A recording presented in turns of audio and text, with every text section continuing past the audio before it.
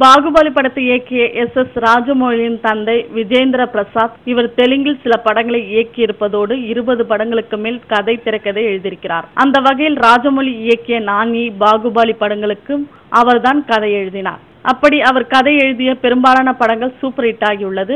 அதனால் தற்போது தமிழில் அடுத்தபடியாக அட்லி இயக்கத்தில் விஜய் நடிக்கும் 61வது படத்திற்கு விஜேந்திர பிரசாத் தான் கதை எழுதியுள்ளாராம். இப்படம் தமிழ், தெலுங்கு என 2 தரப்பு ரசிகர்களின் ரசனையும் மனதில் கொண்டு இவர் எழுதியுள்ள கதையை படித்து பார்த்த விஜய்க்கு முழு திருப்தி ஏற்பட்டுள்ளதாம். அதனால் பைரவா படத்தை முடித்ததும் இந்த கதையில் நடிப்பதில் மிகுந்த ஆர்வத்தில் இருக்கிறாராம். அதோடு இந்த படத்தில் விஜய்க்கு ஜோடியாக நயன்தாரா நடிக்கிருப்பதாக கூறப்படும் நிலையில் மற்ற நடிகர் நடிகைகளை ஒப்பந்தம் செய்யும் அடுத்த கட்ட வேலைகளில் பிஸியாகிவிட்டார் இயக்குனர் அட்லி. மேலும் சினிமா தகவல்களுக்கு கீழே உள்ள சப்ஸ்கிரைப் பட்டனை அழுத்தவும்.